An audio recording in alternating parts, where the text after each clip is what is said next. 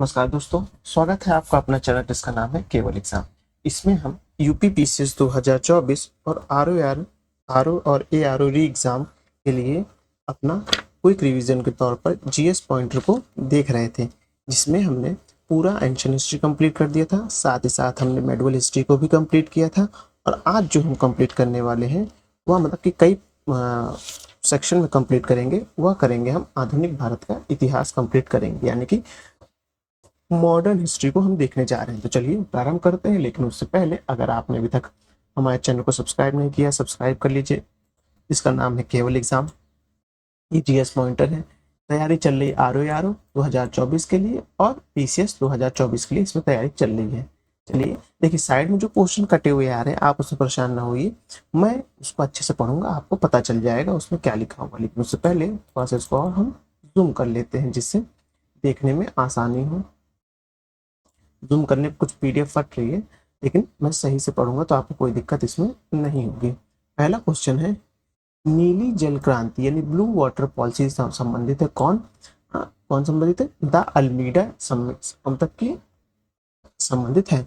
Almeida को देखिए, Almeida कैसे याद रखिएगा? ब्लू वाटर पॉलिसी, देखिए कोई भी पॉलिसी होती है तो इंसान कहाँ रखता है? अलमीरा में रखता है, तो वैसे ही याद कर लीजिएगा Almeida. Vasco D gamma Calicut के तट पर पहुंचा था कब? 1498 ईस्वी में। पुर्तगाली उपनिवेश का प्रथम वायसराय भारत आया था किसे? फ्रांसीसी द अल्मीडा आया था। कौन आया था? फ्रांसीसी द अल्मीडा। यही अल्मीडा था जिसने ब्लू वाटर पॉलिसी जारी की थी। अब है वास्को डी गामा कालीकट में स्वागत किया था किसने किया था? जमोरिन ने किया था, याद रखिएगा। अब समुद्री यात्रा और देश देख लेते हैं। वास्को डी गामा कहाँ से? पुर्तगाल से। क्रिस्टोफर कोलंबस स्पेन से। कैप्टन कुक ग्रेट ब्रिटेन से। तस्मान हॉलैंड से हैं। भारत में पुर्तगाली शक्ति का वास्तविक संस्थापक था कौन था? अलबुकर था। देखिए अब बात आएगी पुर्तगालियों की शक्तियों संबंधित। वास्तविक शक्ति किसके पास है? अलबुकर के पास है। लेकिन ब्लू वाटर पॉलिसी, अब प्रथम वायसराय कौन कहलाएगा? वो अल्मीडा कहलाएगा। पुर्तगालियों के भारत के प्रथम दुर्ग का निर्माण कराया था कहाँ? कोचिन में। ये इंपॉर्टेंट है कि प्रथम दुर्ग का निर्माण कहाँ हुआ था? कोचिन में हुआ था, तो इसको भी ध्यान रखिएगा। अब है मध्यकाल में सर्वप्रथम भारत से व्यापारिक संबंध स्थापित किया था किसने? पुर्तगाल ने। आपको पता है 1498 में वास्को डी गामा भारत आया था कालीकट पे, और उसका स्वागत किसने किया था? जमोरिन ने किया था।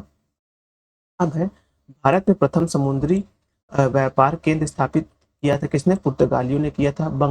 बंगाल में बंदेल, चिंसुरा, हुगली तथा श्री राम फैक्ट्री में से डचों द्वारा स्थापित की गई थी। हुगली और चिंसुरा में। कहा? हुगली और चिंसुरा में डचों द्वारा स्थापित की गई थी फैक्ट्री अपनी। अब फैक्ट्री स्थान पर क्या होता है? आज तरह फैक्ट्री नहीं थी। फैक्ट्री स्थान पर होता है वो एक बड़ा सा गोदाम होता था, जहां पास लोग पूरे देश से कहते हैं अपना सामान कलेक्ट करते थे, जो विदेशी व्यक्ति होते थे, और वहां पास से फिर पोर्ट से अपना जहाज पे लाद के अपने देश ले जाते थे। तो उसे ही हम क्या कहते हैं? फैक्ट्री कहते हैं। पौंडीचेरी के संदर्भ में सत्य कथन है। पौंडीचेरी पर कब्जा करने वाले पहली यूरोपीय शक्ति पुर्तगाल थे। कौन थे पौंडीचेरी पर कब्जा करने वाले? पुर्तगाल सबसे पहले थे। हुगली को बंगाल की खाड़ी में समुद्री लूटपाट का अड्डा बनाया था किसने? पुर्तगालियों ने बनाया था, याद रखिएगा। कलकत्ता का संस्थापक कौन था? जॉब चारनॉक था। कलकत्ता का संस्थापक कौन था? जॉब चारनॉक था। भारत में यूरोपीय शक्तियों के प्रवेश के संदर्भ में सही कथन है। क्या है? अंग्रेजों ने अपना पहला कारखाना दक्षिण भारत के मछलीपट्टनम में लगाया। पूर्वी भारत में अंग्रेजी कंपनी ने 1633 ईस्वी में 1633 ईस्वी में उड़ीसा में पहला कारखाना लगाया। पूर्व में कहाँ पास? पूर्वी भारत में। अगर भारत को ऐसे समझे दो भागों में चार भागों में बांटे, तो ये वाले भाग में जहाँ बंगाल आएगा, तो यहाँ पर सॉरी यहाँ जो उड़ीसा आएगा, वहाँ उड़ीसा में उन्होंने सबसे पहला अपना कारखाना कब लगाया था? 1635 में लगाया था। और जो अंग्रेजों ने अपना पहला कारखाना लगाया था, पहला कारखाना हुआ मसूलीपट्टनम में लगाया था, उसके बाद सूरत में पहुंच गए थे। इसको रफ कर देते हैं, ये आपको पता चल गया होगा। अब उसके आगे देखते हैं। ड्यूप्ले के नेतृत्व में फ्रांसीसियों ने 1746 ईस्वी में मद्रास पर कब्जा किया। किसने किया?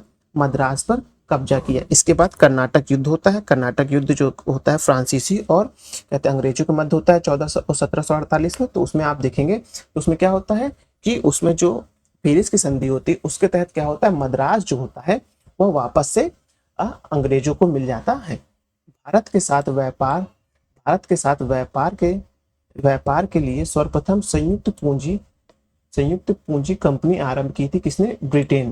ब्रिटेन की कंपनी कैसी थी? जो ईस्ट इंडिया कंपनी थी, वह कई वहां के व्यापारियों का आपस में पूंजी का निवेश था। वो सरकारी निवेश कम था और पूंजी निवेश ज्यादा था। इससे कह सकते हैं ये एक जो थी वो निजी कंपनी थी, सार्वजनिक कंपनी नहीं थी। और वहीं आप देखेंगे उसके संदर्भ में फ्रांसीसी में क्या था? फ्रांसीसी में यही दिक्कत थी कि वहां की वो निजी कंपनी नहीं थी बल्कि सरकारी कंपनी थी। अब आगे देखेंगे सही कथन है। डचों ने पुर्तगालियों को पराजित किया और आधुनिक कोचिन में उन्होंने फोर्ट विलियम का निर्माण किया। तो आधुनिक कोचिन में जो फोर्ट विलियम, उसका निर्माण किसने किया था? वो डचों ने किया था। डचों ने किसको हरा के? पुर्तगालियों को हराकर किया था। अब देखिए यहाँ साइड से कट रहा है लेकिन मैं उसको स्पष्ट रूप से पढ़ूंगा, कोई दिक्कत की बात उसमें नहीं आएगी। भारत में ईस्ट इंडिया कंपनी की सफलता का राज था क्या था? भारत में राष्ट्रीय भावना की कमी, कंपनी की सेना को जो पश्चिमी प्रशिक्षण मिला हुआ था तथा उनके पास आधुनिक हथियार थे। भारतीय सैनिकों में राष्ट्रीय भावना का अभाव था और साथ ही साथ देखेंगे जिसके फलस्वरूप वो जब क्या होता था किसी भी कंपनी में जाते तो अच्छा वेतन पाते थे और अपनी सेवाएं वहां देते। वो नमक के कहते थे जिसका नमक खाए हैं उन्हीं के प्रति वफादारी करते थे, तो वहां उनको अच्छा वेतन मिलता था, तो भारत के लोग वहां अच्छा काम करते थे। ब्रिटिश कंपनी में भारत में व्यापार करने का पहला अधिकार प्राप्त किया था। किसने प्राप्त किया था? लिवमेंट कंपनी ने प्राप्त किया था। तो क्या क्वेश्चन है कि ब्रिटिश कंपनी ने भारत में व्यापार करने का पहला अधिकार पत्र प्राप्त हुआ था किसे? लिवेंट कंपनी को प्राप्त हुआ था। लंदन में ब्रिटिश ईस्ट इंडिया कंपनी के गठन के समय भारत में बादशाह कौन था? तो भारत में बादशाह अकबर था। पता है आपको सन 1600 ईस्वी में, एक मिनट के सन 1600 ईस्वी में क्या हुआ था? ईस्ट इंडिया कंपनी का गठन हुआ था। जब गठन हुआ था तो उस समय भारत का बादशाह कौन था? भारत का जो बादशाह था वो अकबर था। अकबर 1605 में मर जाता है और 1606-8 में जब देखेंगे ईस्ट इंडिया कंपनी आती, जब ईस्ट इंडिया कंपनी भारत आती तो उस वक्त भारत का बादशाह कौन रहता है? उस समय जहांगीर रहता है। तो ये दोनों डिफरेंट याद रखिएगा कि ईस्ट इंडिया कंपनी के गठन के समय भारत में बादशाह कौन होता है और बादशाह जो होता है वो अकबर होता है। लेकिन जब ईस्ट इंडिया कंपनी भारत में आती है व्यापार करने के लिए तो उस समय भारत का बादशाह कौन होता है? तो जहांगीर होता है। तो ये डिफरेंट आप याद रखिएगा। इसको रफ कर देते हैं थोड़ा सा। हाँ, अब आगे देखते हैं। वह मुगल सम्राट जिसके शासनकाल में ईस्ट इंडिया कंपनी सर्वप्रथम भारत में कारखाना स्थापित करती है वह जहांगीर के समय करती है, जो कि मैं भी बात कर रहा था। सूरत, सतारा, बॉम्बे और पणजी में से ईस्ट इंडिया कंपनी ने प्रारंभिक वेस्टर्न प्रेसिडेंसी डाली थी। कहाँ? सूरत में डाली थी। आप ध्यान रखिएगा, ये आप डाले देखेंगे तो ये होगा पूरब, पश्चिम, उत्तर, दक्षिण, ईस्ट, वेस्ट, नॉर्थ, साउथ। तो पूछ क्या रहा है? वेस्टर्न प्रेसिडेंसी कहाँ खोली थी, डाली थी? सूरत में डाली थी। यहीं अपनी कंपनी भी खोली थी, उन्होंने फैक्ट्री खोला था। वहीं ईस्टर्न में देखेंगे तो यहाँ उड़ीसा आ जाता है। तो इस चीज को थोड़ा सा डिफरेंट याद रखिएगा क्योंकि एग्जाम में ऐसे ही माइनर डिफरेंस में छोटी सी गलती में पूरा क्वेश्चन गलत हो जाता है। अब उसके आगे देखेंगे कि भारत में 1613 ईस्वी में अंग्रेजों ने अपनी पहली फैक्ट्री कहाँ खोली थी? तो पहली फैक्ट्री खोली थी सूरत में खोली थी। लेकिन अगर 1611 आ जाएगा कि 1611 में क्या होगा तो वो देखेंगे तो मछलीपट्टनम आ जाएगा जो हम लोगों ने अभी पहले पढ़ा था। 17वीं शताब्दी में पहले चतुर्थांश, यानी चतुर्थांश मतलब 17वीं शताब्दी के 1600 से लेकर 1625, फिर द्वितीय चतुर्थांश में देखेंगे तो आपको 1625 1650 जाएगा। तृतीय चतुर्थांश में देखेंगे 1675 तक आ जाएगा और फिर चतुर्थ में देखेंगे तो वो लगभग आपका पहुंच जाएगा 18वीं शताब्दी में पहुंच जाएगा। तो बात हो रही है 17वीं शताब्दी यानी 1600 से प्रारंभ होगा कि पहले चतुर्थांश यानी 1625 में ईस्ट इंडिया कंपनी ने अपने पहले कारखाना स्थापित कहाँ कर लिया था? सूरत में कर लिया था, भरूच में कर लिया था, बुरहानपुर में, अहमदानगर और साथ ही साथ आप देखेंगे आगरा में भी स्थापित कर लिया था। क्या क्या देखेंगे? वह अंग्रेज अधिकारी जिसने पुर्तगालियों को स्वाली के स्थान पर हराया था वो थॉमस रो था। कौन था वो? थॉमस वेस्टन ने। किसने हराया था? पुर्तगालियों ने थॉमस वेस्टन ने हराया था। फिर उसके बाद देखेंगे यूरोपीय व्यापारी कंपनी में से सूरत में सर्वप्रथम अपना कारखाना स्थापित किया था किसने? अंग्रेजों ने किया था। कब किया था? आप देखेंगे 1613 में किया था। ईस्ट इंडिया कंपनी के प्रारंभिक दौर में बोस्टन प्रेसिडेंसी था। कौन सा था बोस्टन प्रेसिडेंसी? वो देखेंगे यहाँ पर सूरत लिखा हुआ, ध्यान रखिएगा। क्या लिखा हुआ? सूरत।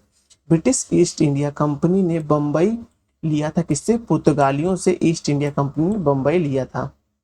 उनको दहेज के तौर पर मिला था, शायद 10 रुपए कुछ ऐसे, मतलब उनको वार्षिक वो देना रहता था। अवध के नवाब सादत अली ने प्रयागराज यानी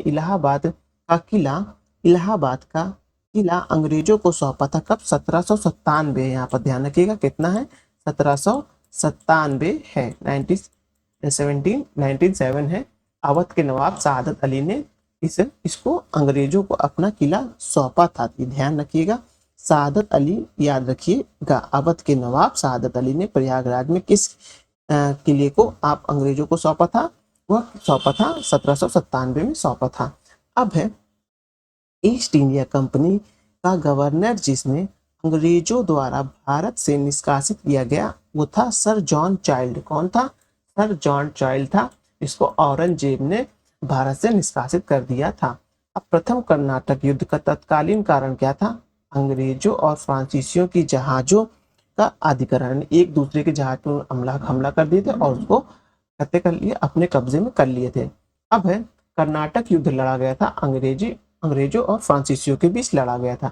अब ये यहाँ से क्वेश्चन, ये इस तरह के आजकल देखेंगे तो 2-4 साल में ट्रेंड काफी चल गए हैं कि एक ही क्वेश्चन में 4-4 क्वेश्चन को इनबिल्ड कर देना। आप पीसीएस में देख ही रहे हैं, 5-6 साल से ये हो ही रहा है। साथ ही अब की बार आपने जो आरओ का पेपर हुआ था, जो कैंसिल हो गया था लीक होने की वजह से, उसमें भी इसी को ट्रेंड को देखा गया है कि एक क्वेश्चन में 4-4 क्वेश्चन पूछे जा रहे हैं, जो कि ये फ्रेम होता है। प्रथम कर्नाटक युद्ध एक्सले चापेल की संधि से समाप्त हुआ था। मैंने इससे पहले क्या बोल दिया था प्रथम कर्नाटक युद्ध के संदर्भ में, जिसमें मद्रास वापस को मिल गया था, तो मैंने पेरिस बोल दिया था, जो कि गलत था। वो तृतीय कर्नाटक युद्ध से संबंधित है। तो प्रथम कर्नाटक युद्ध से कौन संधि हुई थी? एक्सला चापेल की संधि हुई थी। द्वितीय कर्नाटक युद्ध कैसा हुआ था? अनिर्णायक रहा था। तृतीय कर्नाटक युद्ध में पेरिस की संधि हुई थी। और प्रथम मैसूर युद्ध हुआ, देखेंगे तो ब्रिटिश की हार हुई थी। जो ब्रिटिश लोग थे वो हैदर अली से युद्ध करते हैं और प्रथम मैसूर युद्ध में हार जाते हैं। प्रथम कर्नाटक युद्ध 1746 से लेकर 48 के बीच। द्वितीय कर्नाटक युद्ध देखेंगे 1749 से 54 के बीच। और तृतीय कर्नाटक युद्ध देखेंगे तो 1758 से 63 के बीच। प्रथम कर्नाटक युद्ध से में क्या हुआ था? एक्सले चैपेल की संधि हुई थी। द्वितीय कर्नाटक युद्ध अनिर्णायक रहा था। और तृतीय कर्नाटक युद्ध क्या किससे हुआ था? वह पेरिस की संधि से समाप्त हुआ था।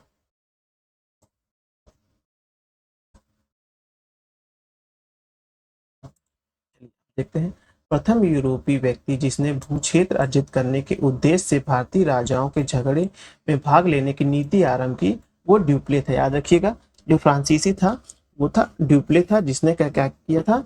जो राजाओं के बीच युद्ध में कहते विदेशी शक्तियों के हस्तक्षेप के रूप में बढ़ावा दिया था। भारत में फ्रांसीसियों ने अपना पहला कारखाना स्थापित किया था। कहाँ किया था?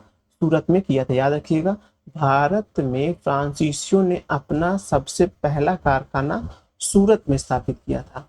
वहीं अगर सूरत का संबंध आ जाए ब्रिटिश ईस्ट इंडिया कंपनी से, तो उन्होंने 1613 ईस्वी में सूरत में स्थापित किया था। अब है ईस्ट इंडिया कंपनी स्थापित हुई थी, कहाँ स्थापित हुई थी? लुई 14वें के शासनकाल में एक फ्रांसीसी ईस्ट इंडिया कंपनी जो थी वो स्थापित हुई थी। ईस्ट इंडिया से तात्पर्य होता है कि देखिए, ईस्ट क्यों नाम आता है? पूरब, पश्चिम, उत्तर, दक्षिण, ईस्ट, वेस्ट, नॉर्थ, साउथ। तो अब जो लोग यूरोपीय शक्ति थी पूरी की पूरी, वो कहाँ रहती थी? इधर रहती थी। तो उनके इधर की तरफ जितने भी देश होते थे, उनको ईस्ट बोलते, वो ईस्ट में आते थे। तो ईस्ट इंडिया, भारत को वो लोग इंडिया, ईस्ट इंडिया कंपनी, तो इस तरह के नाम पढ़ते थे। फ्रांसीसी east India company, British east India company, इस तरह के नाम का निर्धारण हुआ करता था। ये आपको पता चल गया होगा। अब आगे देखते हैं। भारत में फ्रांसीसी कंपनी का संस्थापक माना जाता है कार्लबर्ट को माना जाता है। याद रखिएगा, भारत में फ्रांसीसी कंपनी का संस्थापक किसे माना जाता है? कार्लबर्ट को माना जाता है। बंगाल में डचों द्वारा स्थापित कारखाना था, हुगली और चिंसुरा में था। याद रखिएगा, बंगाल में डचों ने जो कारखाना स्थापित किया था वो हुगली और चिंसुरा में स्थापित किया था। बहुत इंपॉर्टेंट है।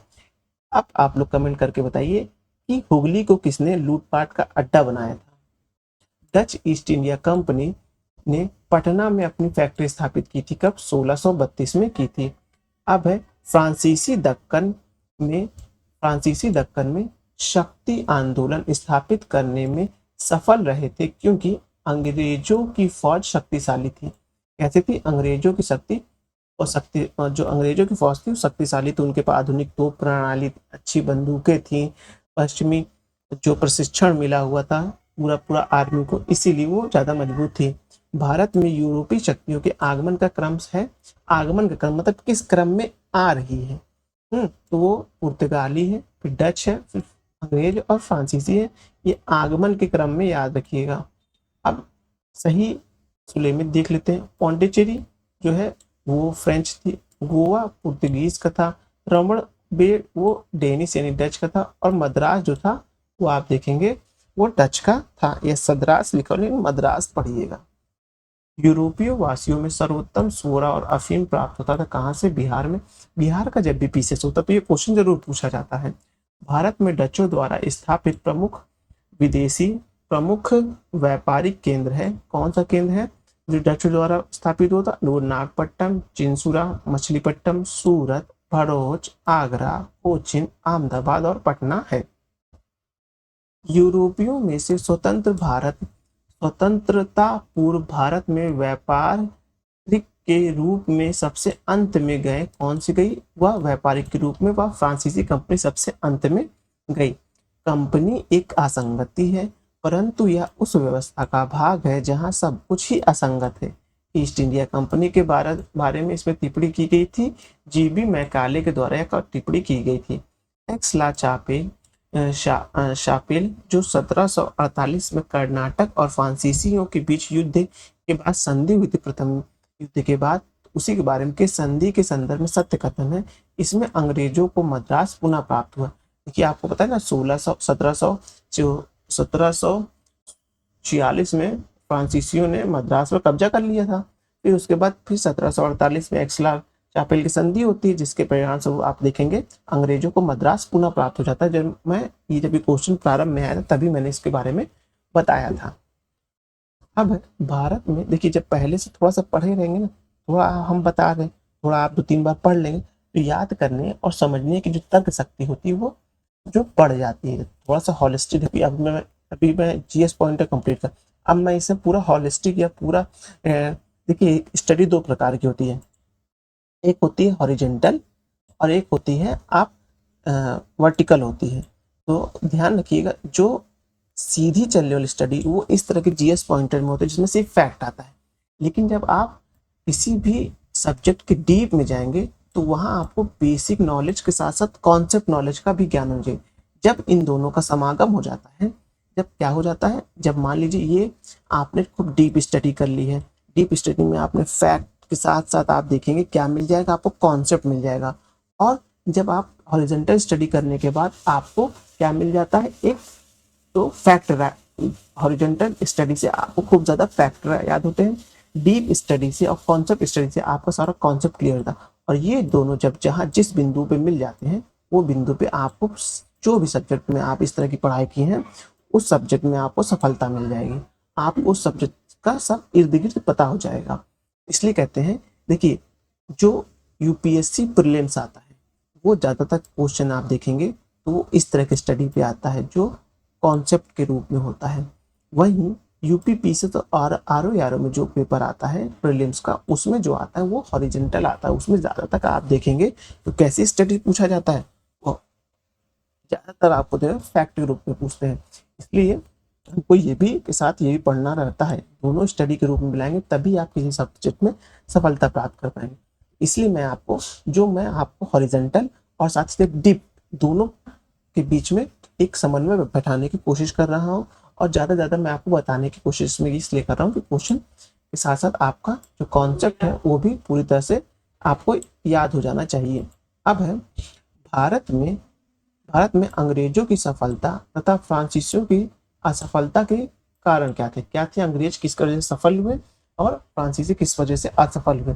अंग्रेजों को बंगाल विजय में अपार धन एवं जनशक्ति का मिलान हुआ। अंग्रेजों को बेहतर नौसैनिक ताकत, इस कारण से। देखिए बंगाल विजय होने के बाद क्या हुआ, तो बंगाल जो था वो बहुत समृद्ध राज्य था और बहुत बड़ा था, इंडिया में बहुत बड़ा राज्य हुआ करता था।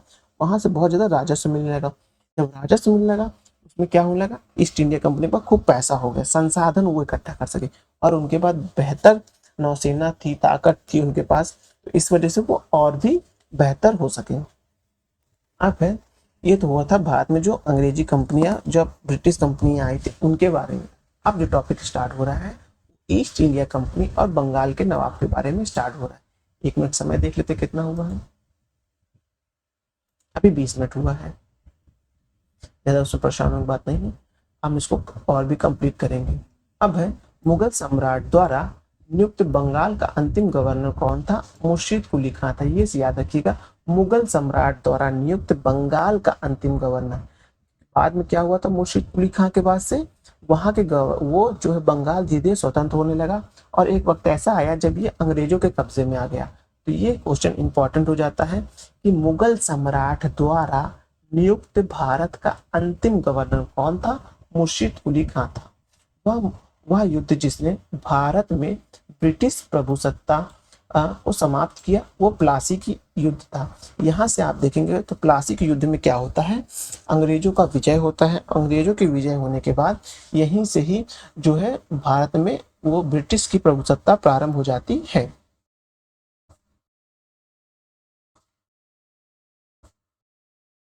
अब जो साइड में कटेगा मैं उसको आपको बता दूंगा, उसमें परेशान होने की बात नहीं है। अब है, सिराजुद्दौला लाइट क्लाइव द्वारा परास्त हुआ था। वह हुआ था प्लासी के युद्ध में हुआ था। सिराजुद्दौला और क्लाइव के बीच प्लासी का युद्ध होता है। प्लासी के युद्ध में क्या होता है आप देखेंगे, वो जो सिराजुद्दौला हार जाता है और रॉबर्ट क्लाइव जीत जाता है। भारत वर्ष में ब्रिटिश साम्राज्य के संस्थापक कौन थे? रॉबर्ट क्लाइव को माना जाता है। रॉबर्ट क्लाइव को ही स्वर्ग से उतरा हुआ देवता भी कहा जाता है। ये बहुत ही चालाक व्यक्ति हुआ करता था।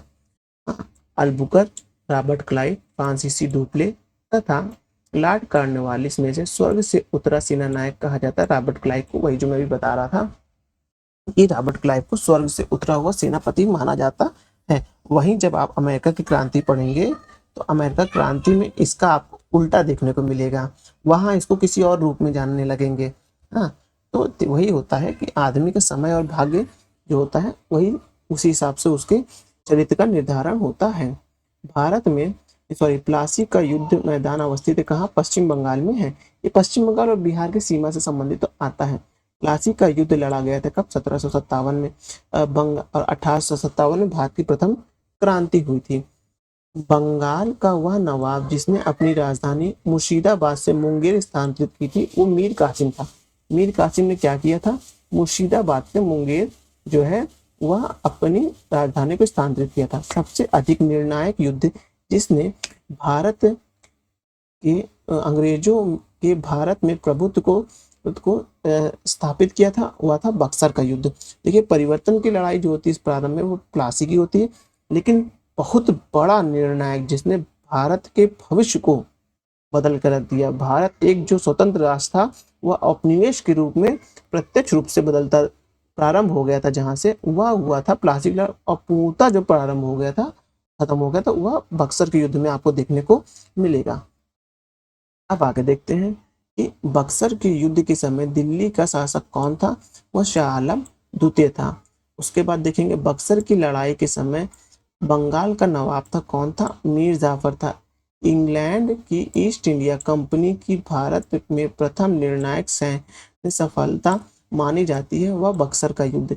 ईस्ट इंडिया कंपनी को दीवानी प्रदान की थी किसने? शाह आलम द्वितीय ने। 1765 ईस्वी में ईस्ट इंडिया कंपनी को बंगाल का दीवान प्रदान हुआ था मुगल सम्राट द्वारा। इससे प्राप्त हुआ 1765 में ईस्ट इंडिया कंपनी को बंगाल का दीवान प्राप्त हुआ था, वह मुगल सम्राट के द्वारा प्राप्त हुआ था। ऊपर के क्वेश्चन देखेंगे तो ईस्ट इंडिया कंपनी को दीवानी प्रदान की थी किसने? शाह आलम द्वितीय ने प्रदान की थी। किसने? शाह आलम द्वितीय ने ईस्ट इंडिया कंपनी को दीवानी प्रदान की थी। तो शाह आलम द्वितीय कौन था? वह देखेंगे आप कि भारत का साम्राज्य था, वही था आपको जो मुगल सम्राट था, वो उसी ने ही कहते हैं 1765 में ईस्ट इंडिया कंपनी को बंगाल की दीवानी प्रदान की थी। तो ये क्वेश्चन थोड़ा ध्यान रखिएगा, इंपॉर्टेंट है। अगर व्यक्ति का नाम आ जाए तो शाह आलम द्वितीय, अगर किसी बड़े साम्राज्य का नाम आ जाए तो आप देखेंगे वह मुगल साम्राज्य है। तो मुगल साम्राज्य तो लोगों को अक्सर याद रहता है, लेकिन शाह आलम द्वितीय का नाम भूल जाते हैं, तो शाह आलम द्वितीय आप याद रखिएगा। वह गवर्नर जिसके कार्यकाल में ईस्ट इंडिया कंपनी को शहंशाह शाह आलम द्वारा बंगाल, बिहार और उड़ीसा की दीवानी अधिकार दिया गया। लॉर्ड क्लाइव के द्वारा, लाइव मतलब कि शाह आलम द्वितीय ने किसे दिया? लॉर्ड क्लाइव को दिया।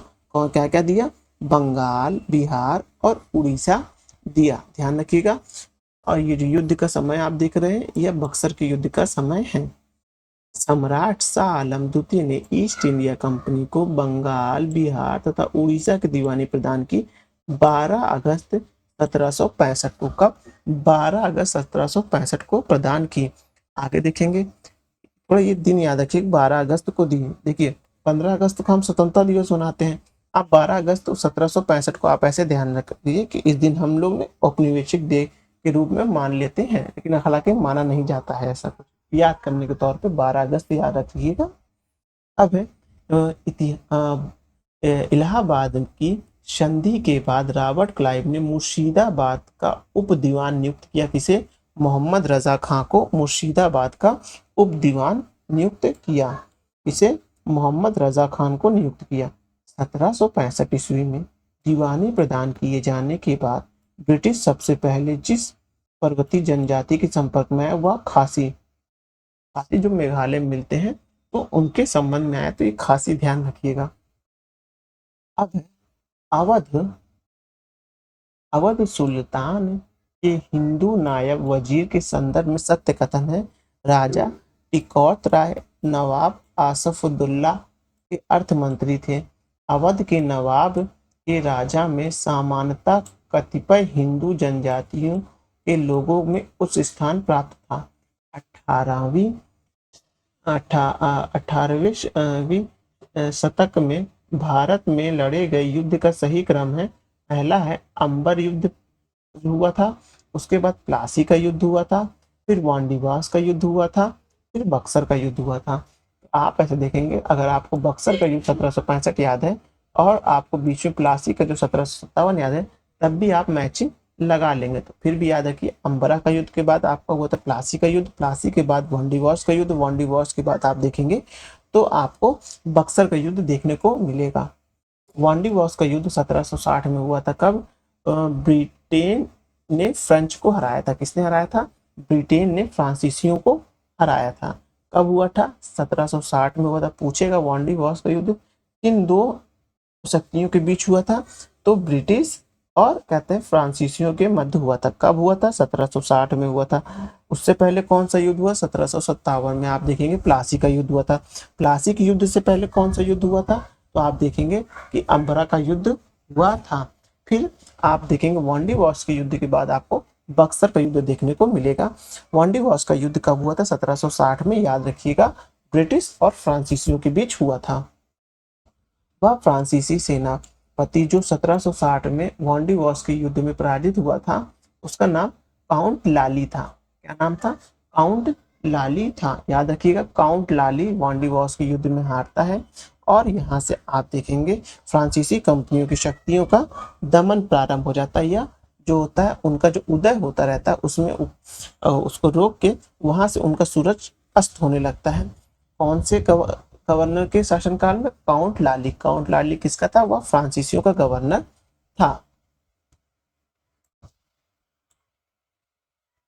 अब है बक्सर का युद्ध किसमें हुआ? मीर कासिम के विरुद्ध ईस्ट इंडिया कंपनी ने, मीर कासिम ही जो था वह मुर्शिदाबाद से मुंगेर की राजधानी को हस्तांतरित किया था। याद रखिएगा, मीर कासिम बक्सर के युद्ध में आता है। मीर जाफर कब आता है? वह प्लासी के युद्ध के बाद जो आता है। मीर जाफर जो होता है वह प्लासी के युद्ध में आता है। मीर कासिम बक्सर के युद्ध में आता है। वांडी वॉश का युद्ध किसमें हुआ? फ्रांसीसी और ईस्ट इंडिया कंपनी के बीच हुआ। उसके बाद देखेंगे चिलियावाला का युद्ध इसमें हुआ डलहौजी के विरुद्ध एवं सिखों के बीच हुआ। ये याद रखिएगा क्योंकि ये इंपॉर्टेंट नाम आ रहा है। क्या आप याद रखेंगे इसमें कि जो चिलियावाला युद्ध हुआ था वो सिख और जो है डलहौजी के विरुद्ध हुआ था। फिर खुदरा का युद्ध हुआ था निजाम विरुद्ध और मराठों के विरुद्ध हुआ था। तो खुदरा का युद्ध निजाम विरुद्ध मराठे के बीच हुआ था। उसके आगे देखेंगे भारत में अंग्रेजों का सर्वाधिक विरोध किया था। मराठों द्वारा अंग्रेजों का सर्वाधिक विरोध किया जाता है, इसीलिए आज भी देखेंगे तो वहां पास शिवाजी जो मराठे थे उनकी आज भी पूजा होती है, क्योंकि इन्होंने सबसे ज्यादा विरोध किया था। इसका अंग्रेजों का सबसे ज्यादा विरोध किया था। अब उसके बाद देखेंगे क्षेत्रीय राज्य पंजाब एवं मैसूर के बारे में। जो उसके बाद जो अभी बंगाल के बारे में हम लोग ने देख लिया। अब बंगाल में ही आप देखेंगे डलहौजी और लॉर्ड क्लाइव ने कैसे कैसे कार्य किए हैं। सिराज शाह आलम द्वितीय से कहते हैं वह बंगाल का गवर्नर बन की पद धारण किया। फिर उसने क्या क्या किया उसके बारे में देख लिया। तो अब तक हम एक क्षेत्रीय राज्य के रूप में किसे देख रहे थे? बंगाल, बिहार और उड़ीसा को देख रहे थे। अब जो हम देखने जा रहे हैं वो क्षेत्रीय राज्य के रूप में पंजाब और मैसूर को देखने जा रहे हैं। पंजाब का काल में कौन कौन क्या क्या घटनाएं हुई और मैसूर में क्या क्या घटनाएं हुई। दिल्ली, काबुल, मकरान तथा श्रीनगर में से रणजीत सिंह के राज्य में सम्मिलित था वो श्रीनगर था। जो रणजीत सिंह थे बहुत ही शक्तिशाली थे। अगर भारत का ऊपर का पोर्शन मान ले और नीचे का पोर्शन मान ले रफली तौर पे, तो उनका जो था वो देखेंगे सिंधु नदी के इस तरफ का क्षेत्र उनके कब्जे में आता था। तो उस समय वहां कौन थे? उस समय वहां देखेंगे तो राजा रणजीत सिंह अपने प्रभाव में ज्यादा प्रभावित हुआ करते थे। अब रणजीत सिंह संबंधित थे सुकर चकिया मिसल से। ये जो है यूपी पीसीएस 2022 का पेपर देखेंगे तो उसमें ये प्रश्न आया है। हालांकि ये प्रश्न कई बार आया है, लेकिन अभी लेटेस्ट जो एग्जाम में आया था वो इसमें आया था, सुकर कचिया मिसल आया था, जो राणा रणजीत सिंह से संबंधित है। अब उसके आगे देखेंगे महाराजा रणजीत सिंह के राज्य की राजधानी क्या थी? वह लाहौर थी। जाहिर सी बात है जब सिंधु नदी उस तरफ रहेंगे, वर्तमान पाकिस्तान की तरफ और अफगानिस्तान के क्षेत्र तरफ रहेंगे, उनकी राजधानी लाहौर रहेगी। क्योंकि जब आप इधर के क्षेत्र को देखते हैं, जब आप दिल्ली को छोड़ते हैं तो राजधानी क्या बन जाती है? लाहौर बन जाती थी उस वक्त के लिए। राजा रणजीत सिंह ने अदालत ए आला की स्थापना की थी कहाँ? लाहौर में। अब उसके बाद रणजीत सिंह ने सुप्रसिद्ध कोहिनूर हीरा प्राप्त किया था शाहसूजा से। ये इंपॉर्टेंट क्वेश्चन है क्योंकि इस समय आप देखेंगे कि कोहिनूर हीरा ब्रिटिश की राजधानी ब्रिटेन की जो महारानी थी उनके मरने के बाद काफी चर्चा में आ गया था। तो हो सकता है ये हिस्ट्री के पोर्शन से ये क्वेश्चन दोबारा रिपीट हो जाए कि जो राजा रणजीत सिंह थे उन्होंने कोहिनूर हीरा किससे प्राप्त किया था? तो कोहिनूर शाहसूजा से प्राप्त किया था। तो थोड़ा इंपॉर्टेंट क्वेश्चन है और जहांगीर में भी इसका नाम कोहिनूर हीरा का आता है। अब ईश्वर की इच्छा है कि मैं सभी धर्मों को एक निगाहों से देखूं, इसलिए उसने दूसरी आंखों की रोशनी मुझसे ले ली। या किसने कहा था? यह महाराजा रणजीत सिंह ने कहा था, जो सुकर चकिया मिल से संबंधित थे, साथ ही साथ सिख साम्राज्य थे। इनकी राजधानी कहाँ थी? इनकी राजधानी लाहौर में थी। इन्होंने जो कोहिनूर हीरा प्राप्त किया था वह शाहसूजा से प्राप्त किया था। महाराजा रणजीत सिंह के उत्तराधिकारी कौन थे? खड़क सिंह। ऐसे याद रखिएगा, ये बोलते ना खड़क सिंह के खड़कने से खड़कती हैं खिड़कियां, खिड़कियों से खड़कने से खड़कता है खड़क सिंह। खड़क सिंह जो थे, जो इस वाक्य में आए हैं, वो कौन थे? वो महाराजा रणजीत सिंह के उत्तराधिकारी खड़क सिंह थे। महाराजा रणजीत सिंह के उत्तराधिकारी खड़क सिंह थे। वहीं सिख राज्य के अंतिम राजा के तौर पे दिलीप सिंह को देखा जाता है। याद रखिएगा दोनों में अंतर।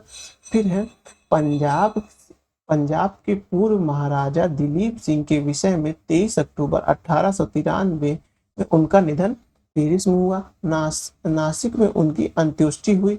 उन्होंने कभी भी सिख धर्म नहीं छोड़ा, वह कभी भी रूस नहीं गए। में से सही कथन है कि वह 23 अक्टूबर 1893 में उनका निधन पेरिस में हुआ। ये सही वाक्य है। कब हुआ? 23 अक्टूबर 1893 में उनका निधन पेरिस में हुआ। तो वहीं 24 तारीख को देखेंगे तो संयुक्त राष्ट्र संघ दिवस मनाया जाता है। ऐसे कुछ करके अपना याद कर लीजिएगा, 23 अक्टूबर 1893 याद कर लीजिएगा। कौन थे? दिलीप सिंह थे। पंजाब के विलय के पश्चात पंजाब का शासन करने के लिए 3 परिषद के सदस्य गठन हुए। सर हेनरी लॉरेंस अध्यक्ष बने, जॉन लॉरेंस एवं चार्ल्स ग्रेवियन मानसेल। पंजाब का जब विलय हो गया तो उसके बाद जब पंजाब का अंग्रेजी शासन में विलय हो गया तो पंजाब पे शासन करने के लिए 3 परिषद बनाई गई, क्योंकि बड़ा राज्य था तो वहां परिषदें बनाई गई। उसमें कौन कौन से थे? सर हेनरी लॉरेंस जो अध्यक्ष थे, और उसके बाद जॉन लॉरेंस जो थे। हेनरी लॉरेंस आएगा तो वो अध्यक्ष थे, जॉन लॉरेंस जो थे उसके अन्य सदस्य थे, और साथ ही साथ चार्ल्स ग्रेवियन मानसेल जो थे वो भी कहते अन्य परिषद के अध्यक्ष हुआ करते थे। प्रथम आंग्ल मैसूर युद्ध में विजेत हुआ था हैदर अली। देखिए जब मैसूर युद्ध वाला 4 ऑप्शन बन के आया था ना कर्नाटक युद्ध में चौथे में, अब मैंने बताया था प्रथम विश्व युद्ध में अंग्रेजों की हार हुई थी। कौन जीता था? तो हैदर अली जीता था, वहां मैंने बताया था। तो प्रथम आंग्ल मैसूर युद्ध में कौन विजय हुआ था? हैदर अली। 1755 ईस्वी में डिंडीगुल मैसूर में एक आधुनिक शस्त्रागार की स्थापना की थी। किसने? हैदर अली ने की थी। किसकी? आधुनिक शस्त्रागार की स्थापना की थी। किसकी मदद से? फ्रांसीसियों की मदद से की थी। 1755 में डिंडीगुल मैसूर में की थी। ब्रिटिश जनरल जिसने हैदर अली को पोर्टोनोवा के युद्ध में हराया, क्या नाम था? सर आयरकोट था। ब्रिटिश जनरल का नाम क्या था? सर आयरकोट था। अब है टीपू सुल्तान ने अपनी राजधानी बनाई थी कहाँ? श्रीरंगपट्टनम में अपनी राजधानी बनाई थी। टीपू सुल्तान ने अपनी राजधानी बनाई थी कहाँ? श्रीरंगपट्टनम में बनवाई थी। वह भारतीय शासक जिसने विदेशों में आधुनिक पद्धति से दूतावास स्थापित किया था वह टीपू सुल्तान था। टीपू सुल्तान ने ब्रिटिश सेना को 1780 में हराया था। अब किस लिए हराया था? ओली लूर में हराया था। टीपू सुल्तान ने ब्रिटिश सेना को 1780 में कहाँ हराया था? टीपू सुल्तान ने ब्रिटिश सेना को ओलीपुर में हराया था, याद रखिएगा। अब है अंग्रेजों ने श्रीरंगपट्टनम की संधि की थी किससे? टीपू सुल्तान से की थी। कब की थी? 1793 में स्टार्ट की थी। उस समय भारत का गवर्नर जनरल था लॉर्ड कॉर्नवालिस था। लॉर्ड कॉर्नवालिस, यहीं से आप देखेंगे स्थायी बंदोबस्त लाता है। टीपू सुल्तान अंग्रेजों के साथ युद्ध में मारा गया। कब? 1799 में मारा गया।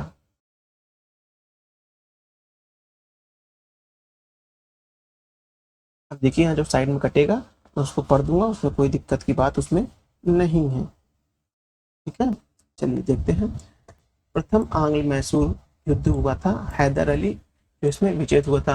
द्वितीय आंग्ल मैसूर युद्ध में क्या हुआ था? वो अनिर्णायक हुआ था। और द्वितीय कर्नाटक युद्ध भी अनिर्णायक हुआ था। द्वितीय आंग्ल मैसूर युद्ध में क्या हुआ था? टीपू सुल्तान युद्ध में पराजित हुआ और अपना भूभाग अंग्रेजों को दिया। द्वितीय आंग्ल यहीं पास आप देखेंगे तो श्रीरंगपट्टनम की संधि 1793 में होती है। चतुर्थ आंग्ल मैसूर युद्ध में क्या हुआ था? टीपू सुल्तान पराजित हुआ और मारा गया था।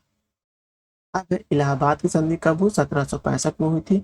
बक्सर जब बक्सर की लड़ाई हुई थी, बक्सर के विजय तो जब 12 अगस्त 1765 में हुआ था। इसी के दौरान लॉर्ड क्लाइव ने जो है बंगाल जो मुगल सम्राट से जो था उस समय मुगल सम्राट था वो शाह आलम द्वितीय, उससे उनसे बंगाल की दीवानी प्राप्त की थी। अब है मंगलौर की संधि कब हुई थी? 1784 में हुई थी।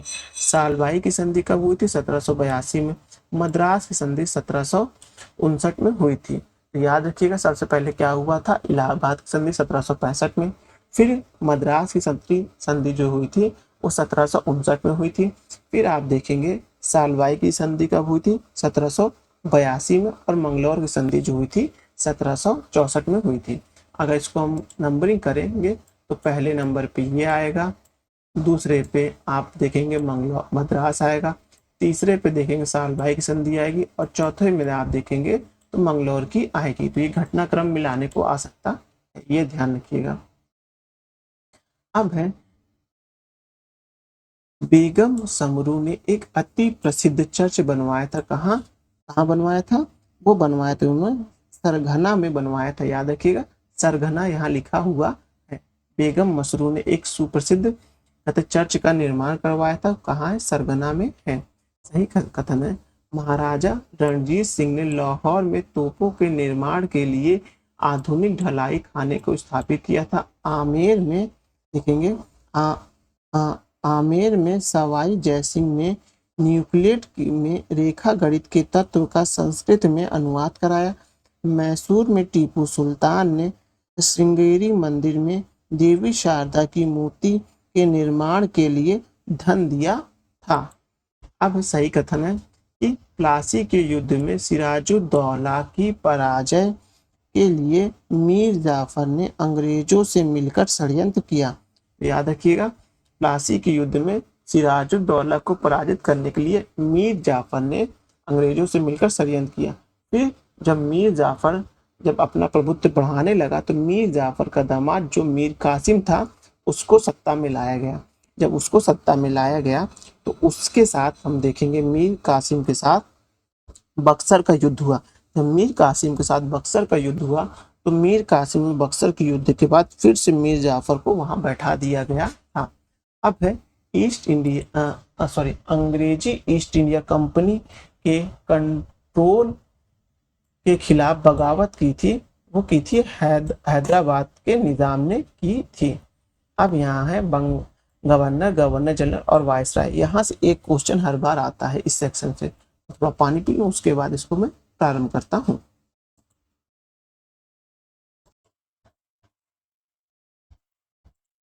चलिए एक लास्ट हेडिंग ये देख के गवर्नर जनरल को देखने के बाद हम यहाँ से खत्म करेंगे और नए चैप्टर से स्टार्ट करेंगे।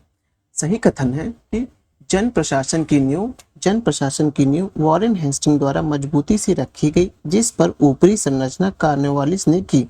ईस्ट इंडिया कंपनी की आरंभिक असैन्य और सैन्य सुधार करने का श्रेय क्लाइव को जाता है। लॉर्ड डलहौजी ने व्याप्तगत सिद्धांत के आधार पर ब्रिटिश साम्राज्य में समृद्धि क्षेत्र जोड़ा, यानी कि बहुत सारे क्षेत्र जोड़े गए। फिर सत्य कथन है कि बंगाल का पहला गवर्नर रॉबर्ट क्लाइव था। बंगाल का प्रथम गवर्नर जनरल कौन था? वॉरेन हेस्टिंग था। भारत का प्रथम governor general Lord William Bentinck था।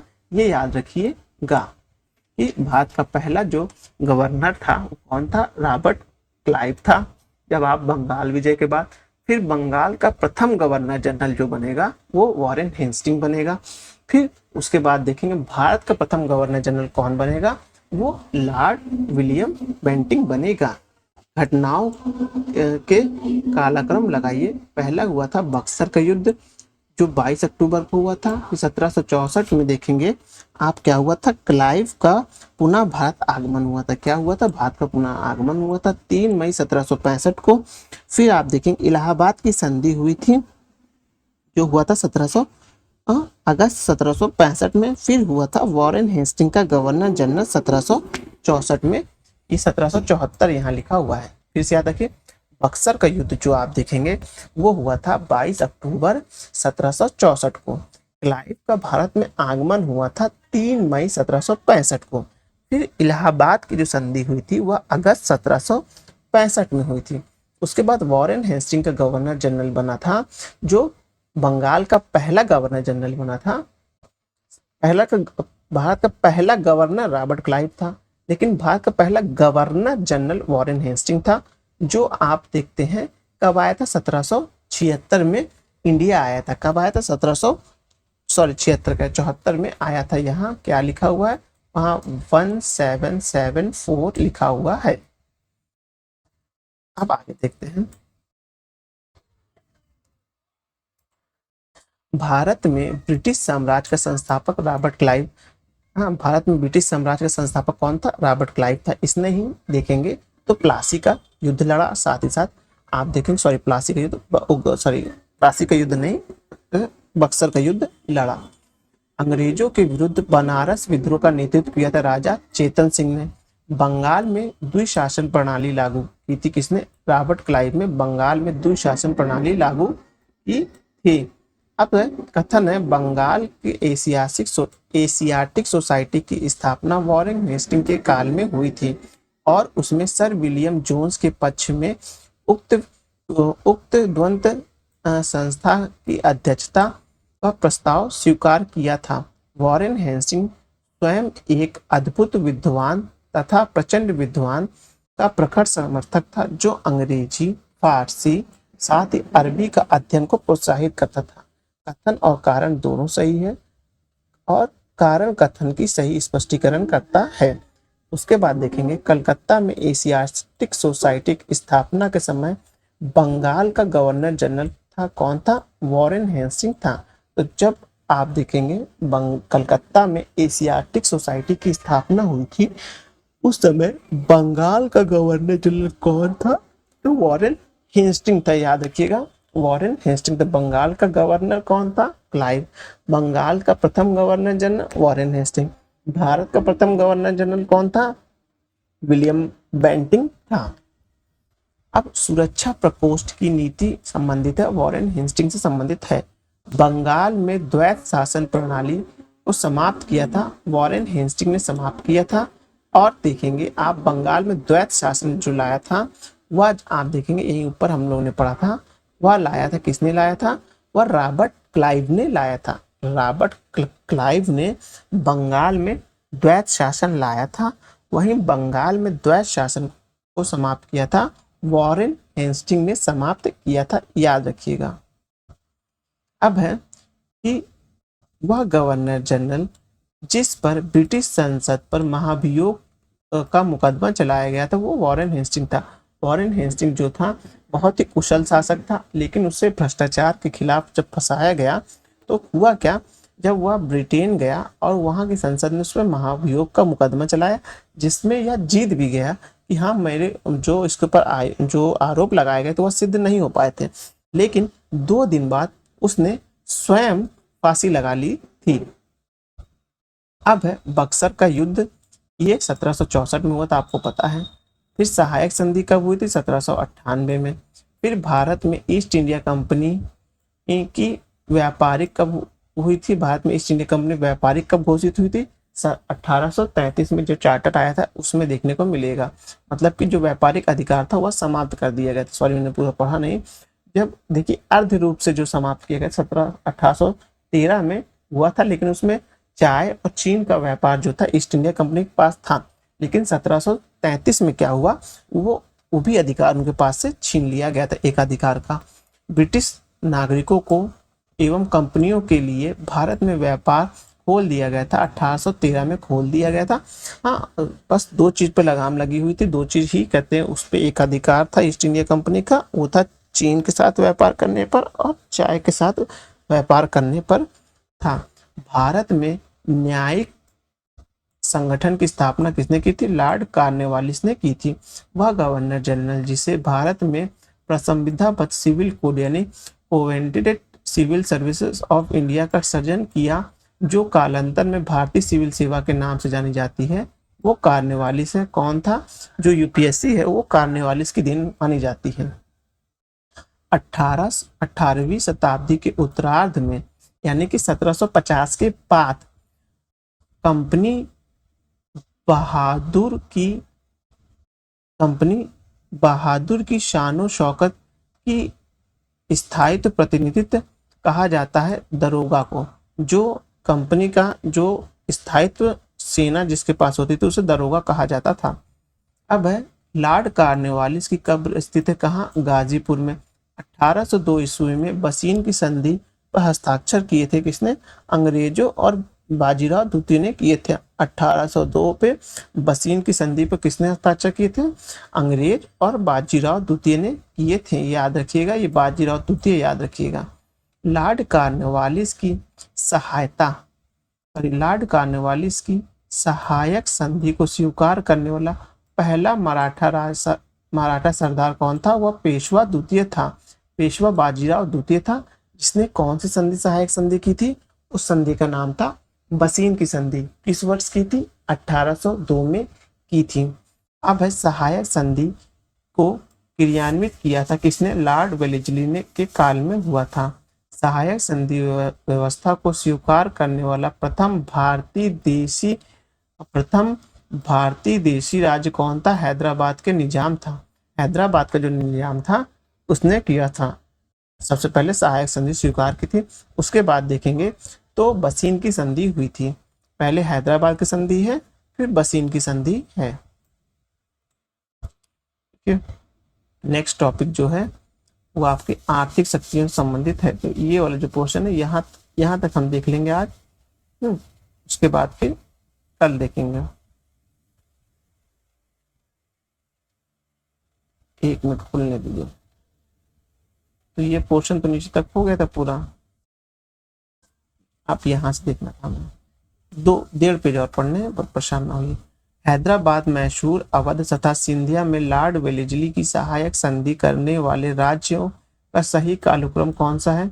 वो है हैदराबाद, मैसूर, अवध और सिंधिया है। मतलब कि जो हैदराबाद, मैसूर, अवध और सिंधिया में से लॉर्ड वेलेस्ली की सहायक संधि पर जो हस्ताक्षर किए थे, वो पहला हैदराबाद के निजाम आ गए थे। उसके बाद देखेंगे फिर मैसूर आ गया था। फिर मैसूर के बाद देखेंगे फिर अवध आ गया था और फिर सिंधिया आ गए थे। सुगौली की संधि है कब हुई थी? 1855 में सुगौली की संधि हुई थी। सहायक संधि को स्वीकार करने वाला पहला शासक कौन था? वह था अवध का नवाब था। यदि प्रश्न में वेलेस्ली की सहायक संधि को स्वीकार करने वाला प्रथम राज्य पूछा जाए तो हैदराबाद जाएगा। देखिए, सहायक संधि स्वीकार करने अवध मतलब वो राज था जिसने कहते हैं कब बक्सर का युद्ध लड़ा था। लेकिन जब सहायक संधि स्वीकार करने वाला पहला शासक पूछा जाए तो वो अवध का नाम था। लेकिन जब वेलेस्ली की सहायक संधि पूछा जाए तो कौन आएगा? वो हैदराबाद का निजाम आएगा। अब है भारतीय राज्यों पर अंग्रेजी प्रभुत्व स्थापित करने के लिए प्रश्न प्रशासन में सहायक संधि की प्रणाली का सूत्रगत किसने किया था? लॉर्ड वेलेस्ली ने किया था। ईस्ट इंडिया कंपनी का राजपूत राजाओं की सहायक संधि करने का मुख्य उद्देश्य था अंग्रेजों की प्रभुसत्ता को स्थापित करना। उस समय जब नेपोलियन की शक्ति के सामने यूरोप में साम्राज्य धराशायी हो रहे थे, तत्कालीन समय में ब्रिटिश गवर्नर जनरल जिसने भारत में ब्रिटिश पटाखा फहराया वह लॉर्ड वेलेस्ली था। आंग्ल नेपाल युद्ध जिसके शासन काल में हुआ था, आंग्ल नेपाल युद्ध, वह हुआ था लॉर्ड हेस्टिंग के काल में हुआ था। एक मिनट पानी पी लें।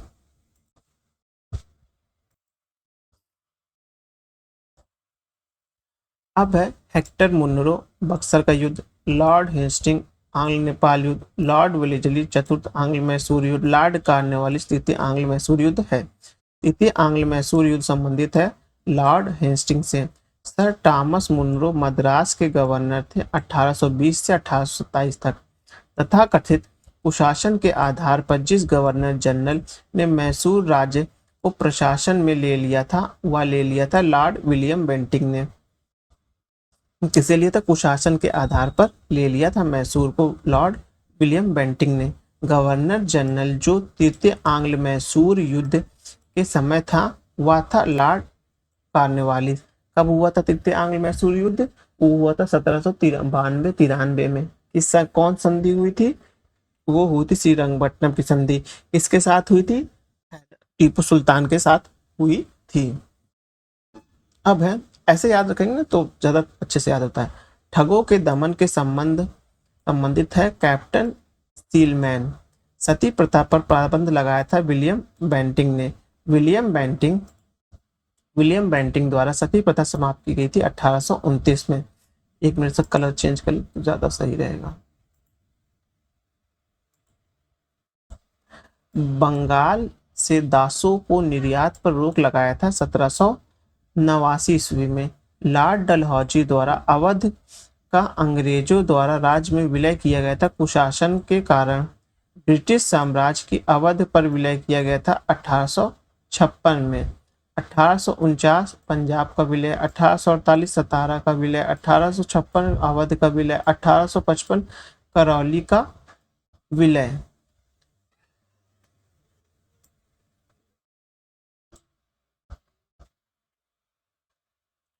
अब है बघात रियासत का ब्रिटिश साम्राज्य में विलय हुआ कब हुआ? आप देखेंगे 1850 में हुआ।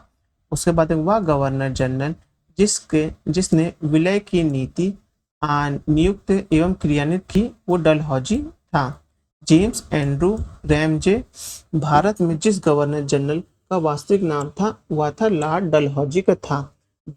भारत में ब्रिटिश शासन के दौरान झांसी, संभल और सतारापुर के विलय का सही क्रम है सतारापुर, संभल और झांसी। अंग्रेजों द्वारा सिंध विजय संपन्न हुई थी। लॉर्ड एलनबरो के समय सिंध विजय हुई थी। सिंध पर ब्रिटिश ने कब्जा किया 1843 में।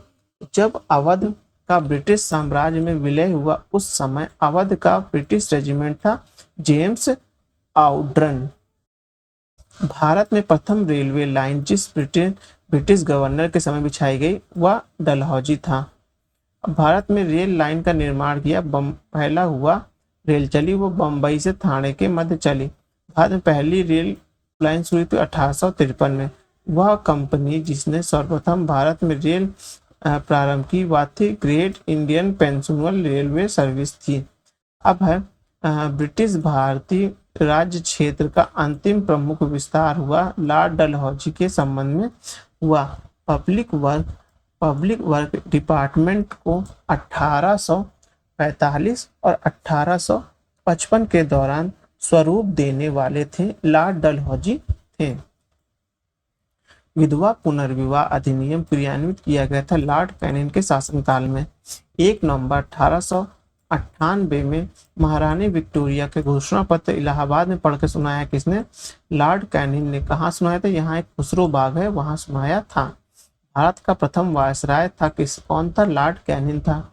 अपने पुत्र के स्थान पर दूसरे उत्तराधिकारी को गोद लेने की घोषणा को पुनः स्थापित किया गया था 1858 की सामग्री जो घोषित की गई थी जो कैनिंग ने पढ़ी थी उसमें बताया गया था कि आप अपने उत्तराधिकार को गोद ले सकते हैं। महारानी विक्टोरिया को भारत की सामग्री नियुक्त किया गया था कब? 1877। ये इंपॉर्टेंट क्वेश्चन है, ध्यान रखिएगा। महारानी विक्टोरिया को भारत की सामग्री कब नियुक्त किया गया था? वह 1877 में किया गया था। मतलब कि आप देखेंगे 1857 की क्रांति के 10 साल बाद। वह गवर्नर जनरल जिसने भारत में दास प्रथा समाप्त की और लॉर्ड एलनबरो था। लॉर्ड कॉर्नवालिस स्थायी बंदोबस्त लाया था 1793 में तृतीय आंग्ल मैसूर युद्ध के कारण। फिर हुआ था लॉर्ड वेलेस्ली सहायक संधि। लॉर्ड डलहौजी व्याप्त कर सिद्धांत। लॉर्ड कैनिंग 1857 का विद्रोह। लॉर्ड हेस्टिंग आप देखेंगे तृतीय आंग्ल मैसूर मराठा युद्ध। लॉर्ड हेस्टिंग समय तृतीय आंग्ल मराठा युद्ध हुआ था। लॉर्ड विलियम बेंटिंग 1829 में 17वां रेगुलेशन आया था और इसी समय सती प्रथा का समाप्ति हुई थी।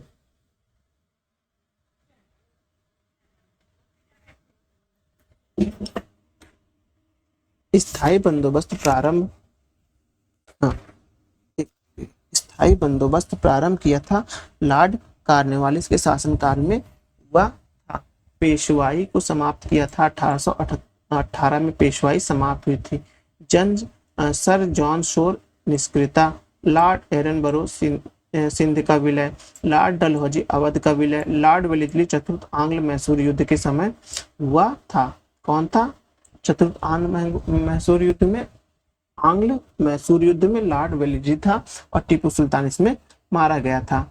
लॉर्ड डलहौजी अवध का विलयकरण। लॉर्ड डफरिन भारतीय राष्ट्रीय कांग्रेस की स्थापना का समय था। Lord William Bentinck charter act 1833 का समय था। फिर लॉर्ड लिटन द्वितीय आंग्ल अफगान युद्ध के समय था। अब है राजपूताना की देशी रियासतों के साथ 17 और 18 में अधीनस्थता की बातचीत कराई चार्ल्स मैककाफ ने कराई थी। इसके बाद है वह गवर्नर जनरल जो चतुराई पूर्ण निष्क्रियता की नीति के साथ जुड़ा हुआ है वो था जॉन लॉरेंस था। कौन था? जॉन लॉरेंस लिखा हुआ चतुराई पूर्ण निष्क्रियता को लेकर जॉन लॉरेंस लिखा हुआ है। भारत में अंग्रेजों के समय में प्रथम गणना कराई थी लॉर्ड मेयो के शासनकाल में हुई थी। वह वायसराय जिसकी हत्या अंडमान निकोबार द्वीप समूह में जब वे भ्रमण पर थे एक दंडी अपराधी द्वारा की गई थी वो था लॉर्ड मेयो। अफगानिस्तान के प्रति एक जोश भरी अग्र यानी फॉरवर्ड नीति का अनुसरण किया था लिटन ने। अफगानिस्तान के खिलाफ लिटन ने किया था। यार यहाँ लिटन लिखा हुआ है, क्या लिखा हुआ है यहाँ, लिटन लिखा हुआ है। अब है भारत का वायसराय सबसे दीर्घ काल तक रहा था लॉर्ड लिनलिथगो, फिर लॉर्ड कर्जन सबसे ज्यादा था।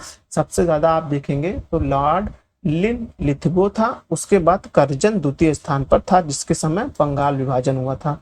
भारत में स्थायी स्वायत्ता शाही संस्था 1882 में स्वायत्ता की और लॉर्ड रिपन के समय इल्बर्ट विल विवाद का संबंध था। यूरोपीय लोगों क्या था, यूरोपीय लोगों के मामले में सुनवाई के लिए भारतीय न्यायाधीशों और न्यायाधीशों पर लगाई गई अयोग्यता को हटाए जाने से था।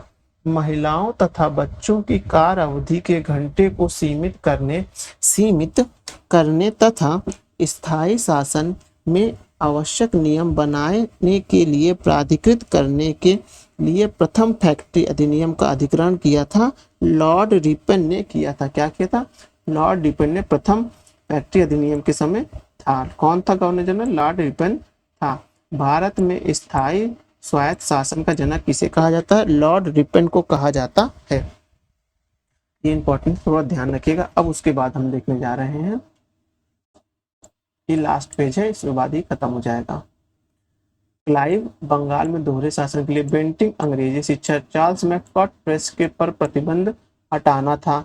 उसके बाद लॉर्ड विलियम बेंटिंग सती प्रथा का, लॉर्ड रिपन स्वायत्त शासन, लॉर्ड कर्जन बंगाल विभाजन। भारतीय पुरातात्विक सर्वेक्षण की स्थापना हुई थी लॉर्ड कर्जन के काल में। प्राचीन स्मारक संरक्षण एक्ट पारित हुआ था लॉर्ड कर्जन के कार्यकाल में। भारत में कर्जन के प्रशासन की तुलना अंग्रेजों से की गई थी, इसके जेके गोखले ने की थी। अब है उसके बाद इंपीरियल पेटेंट क्रॉप्स की स्थापना की थी लॉर्ड कर्जन ने। भारत में ब्रिटिश साम्राज्य के दौरान लॉर्ड कर्जन, चार्ल्स मैककॉट, लॉर्ड हार्डिंग तथा लॉर्ड इरविन वायसराय का सही क्रम है। लॉर्ड कर्जन था, फिर लॉर्ड हार्डिंग था, फिर चेम्सफोर्ड था और इरविन था। याद रखिएगा, लॉर्ड कर्जन समय बंगाल विभाजन हुआ था, फिर लॉर्ड हार्डिंग समय दिल्ली दरबार हुआ था, फिर लॉर्ड चेम्सफोर्ड के समय आपको पता ही है 1919 का वो आया था, क्या नाम है, कानून आया था, काला कानून, और उसी की समीक्षा करने के लिए क्या आया था, इरविन आया था। अब उसके बाद देखेंगे कि असैनिक प्रशासन 1905 के संदर्भ में सही कथन है। लॉर्ड कर्जन ने प्रांतीय सीमाओं को पुनर्गठित करने का निर्णय लिया। पूर्वी बंगाल और आसाम नामक एक नया प्रांत बनाया गया था। पूर्वी बंगाल जो है, जिसे वर्तमान में आप देखेंगे कि बांग्लादेश है, उसे कब गठन किया गया था, वह किसके आदेश पे आया था, वह आया था, आप देखेंगे वह पूरा आदेश था लॉर्ड कर्जन का था। वोट डालो और राज करो की नीति अपनाई थी लॉर्ड कर्जन और लॉर्ड मिंटो द्वारा। मुझे विश्वास है कि कांग्रेस अपने विनाश की तरफ जा रही है और मेरी यह बड़ी इच्छा है कि भारत में रहते होगी कि इसमें शांतिप्रिय निधन के लिए मैं सहायक बनूंगी। किसका कथन था, लॉर्ड कर्जन का था। जिस समय कांग्रेस स्थापित हुई थी उस समय गवर्नर जनरल कौन था, डफरिन गवर्नर जनरल था। वह गवर्नर जनरल जिसने सबसे पहले पृथक निर्वाचन मंडल की व्यवस्था मुसलमानों को जीतने व उन्हें कांग्रेस के विरुद्ध करने के लिए इस्तेमाल की थी, वो लॉर्ड मिंटो था।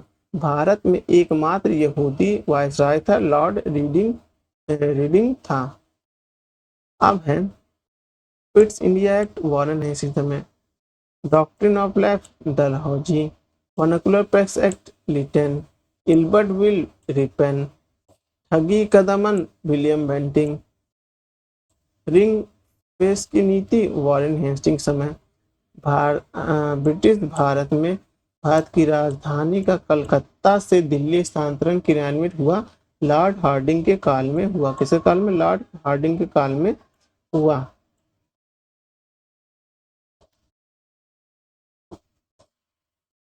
अब है युग का सिद्धांत या हड़प नीति किसका है? डलहौजी का है। बंगाल का विभाजन प्रारंभ हुआ था लॉर्ड कर्जन के काल में। फिर बंगाल में दोहरा शासन आया था क्लाइव के समय। फिर है सामाजिक सुधार कब हुआ था? बेंटिंग के समय हुआ था। अब है बंगाल में fort William presidency Charles Cornwallis के समय। हाँ, फोर्ट विलियम, उसके बाद देखेंगे, सॉरी कुछ पूरा देखना पड़ेगा।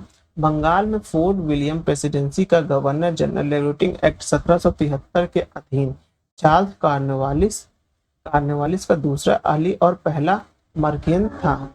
भारत में गवर्नर जनरल चार्टर एक्ट 1813 के अधीन आया। जेम्स एंड्रू ब्राउन रैमजे और डलहौजी के अल और मक्सिन्स के द्वारा भारत का गवर्नर जनरल और वायसराय इंडियन काउंसिल एक्ट 1858 के अधीन कौन था? वह आप देखेंगे कि गिलबर्ट जॉन इलियट मरे किंगमंड मांटो मिंटो का अर्ली। अब गवर्नर जनरल और सम्राट का प्रतिनिधित्व जो है वह देखेंगे गवर्नमेंट ऑफ इंडिया एक्ट 1935 के अधीन था। इसका है आर्कीबाल्ड पर्सिवल वेवल बाई कालाउंड और अल वेवल्स वह वायसराय जिसके कार्यकाल में भारतीयों को राय बहादुर और खान बहादुर उपाधि प्रदान की गई, वह कैनिंग के समय की गई। कैनिंग के समय के जो उपाधि दी गई वह क्या थी? वह थी कि राय बहादुर और खान बहादुर था।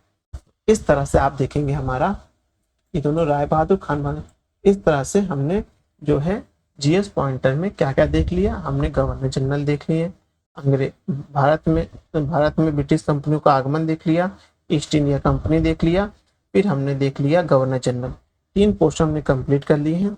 अब ब्रिटिश शासन का भारतीय अर्थव्यवस्था पे क्या प्रभाव पड़ा जब उन्होंने शासन किया, खासकर तो आप देखेंगे बक्सर के युद्ध के बाद से तो कैसे कैसे बदलाव आए अर्थव्यवस्था में, उसके बारे में यहाँ बताया गया है।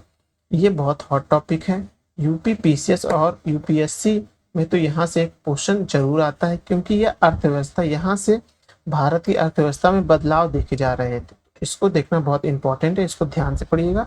इसको हम कल प्रारंभ करेंगे। चलिए वीडियो समाप्त करते हैं, लेकिन उससे पहले अगर आपने अभी तक हमारे चैनल को सब्सक्राइब नहीं किया, सब्सक्राइब कर लीजिए। वीडियो अच्छे लगे तो लाइक करिए और अपने सुझाव देने के लिए कमेंट भी करिए और ज़्यादा से ज़्यादा इस वीडियो को शेयर करिए। धन्यवाद।